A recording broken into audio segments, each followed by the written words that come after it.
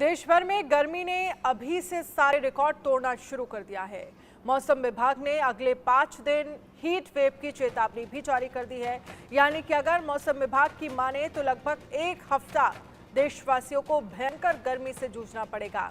देश में तपती गर्मी के बीच बिहार भी इससे अछूता नहीं है। पटना में तापमान 42 डिग्री तो कई जगह पारा 44 डिग्री सेंटीग्रेड के आसपास पहुंच चुका है, जिसको लेकर स्वास्थ्य विभाग ने लोगों से अपील भी जारी की है। दोपहर के समय में बहुत ज्यादा जरूरत होने पर ही बाहर निकले। तो वहीं आप गर्मी को लेकर हमारे संवाददाता रितेश मिश्रा की स्पेशल रिपोर्ट देखिए। बिहार में गर्मी ने सारे रिकॉर्ड ब्रेक करके रख दिए हैं। बिहार के ज्यादातर जिलों में तापमान 40 डिग्री सेंटीग्रेड के पार जा चुका है। राजधानी पटना में भी तापमान 42 डिग्री सेंटीग्रेड के पार जा चुका है और शेखपुरा, अरवल और कुछ अन्य जिलों की बात करें तो तापमान 44 डिग्री सेंटीग्रेड के भी पार जा चुका है। अब ऐसे में लोगों की परेशानी काफी बढ़ चुकी है और देखिए कि जो ये तपिश वाली गर्मी है, इसका असर सड़कों पर देखने को मिल रहा है। देखिए कि पटना का सबसे व्यस्त मरीन ड्राइव है, लेकिन किस तरीके से जो सड़क है वो सूनी है, वो वीरान बनी हुई है, क्योंकि इतनी ज्यादा गर्मी है कि लोग बगैर काम सड़कों पर निकलना मुनासिब नहीं समझ रहे हैं।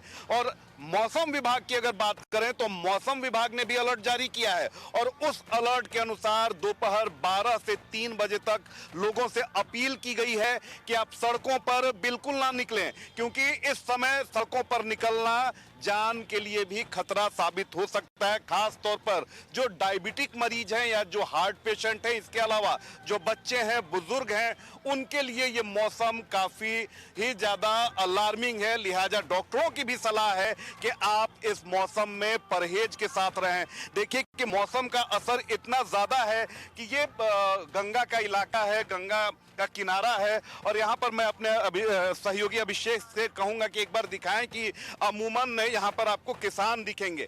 ये खेत है और यहाँ पर दूर दूर तक आपको खेती किसानी करते हुए या कोई भी इंसान, यहाँ तक कि पशु पक्षी भी नहीं दिखेंगे।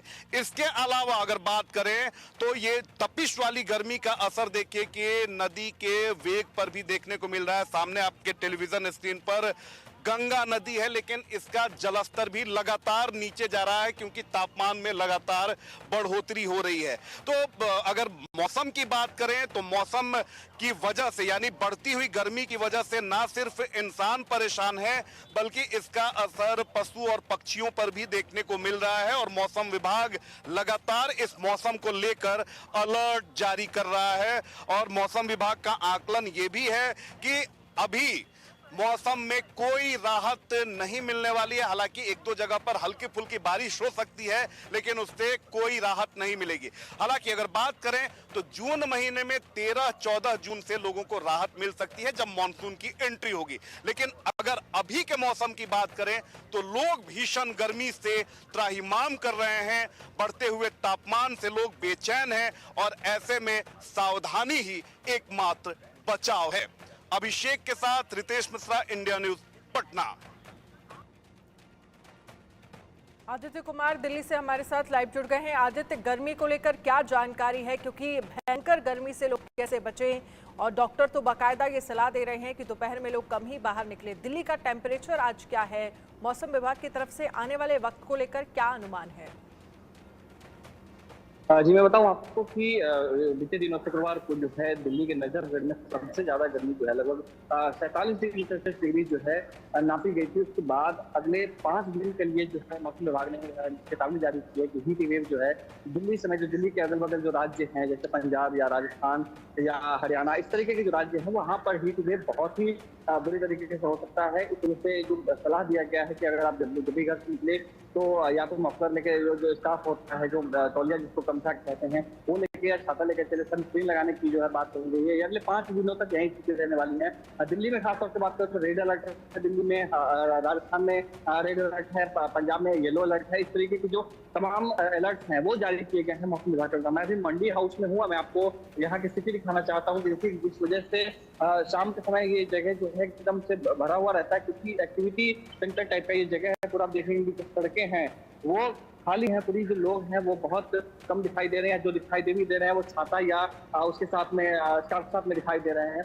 दिल्ली एनसीआर में बात करें खासतौर से तो जो बिजली की सप्लाई है उसकी बढ़ोतरी हो गई है, उसकी जो मांग है वो बढ़ गया है, जिसमें कई क्षेत्रों में जो है बिजली विभाग ने बिजली कटौती भी शुरू कर दी है। जैसे पिछले साल के अगर हम बात करें तो जो बिजली विभाग ने डाटा दिया था कि अप्रैल तक जो अप्रैल या मई तक लगभग 5,500 मेगावाट की बिजली खपत दिल्ली में होती थी, जिसे अभी इस बार जो है लगभग 6,500 के आसपास, यानी कि 1,000 मेगावाट की जो बढ़ोतरी हुई है वो देखी गई है, जिसकी वजह से जो है बिजली की कटौती भी लोगों को झेलनी पड़ रही है। और भीषण गर्मी में आप समझ सकते हैं कि गर्मी और ऊपर से अगर लाइट चली जा रही है, क्योंकि एसी और पंखा या कूलर ही अभी सहारा लोगों का होता है, ऐसे में अगर वो बिजली चली जाए तो कितनी दुख लोगों को हो सकती है। इसी के साथ में पानी की कमी जो है वो भी देखने को मिल रहा है, क्योंकि अंडरग्राउंड वाटर हमेशा जो देखा जाता है कि ज्यादा गर्मी पड़ती है तो अंडरग्राउंड वाटर जो है नीचे की तरफ चला जाता है, ज्यादा भीतर चला जाता है। उस वजह से जो पानी की कमी है वो भी दिल्ली एनसीआर में खासतौर नोएडा या दिल्ली में जो है झेलनी पड़ रही है। और ये पिछले अगले 5 दिनों तक, जब तक, क्योंकि मौसम विभाग ने 5 दिनों का डाटा दिया ही है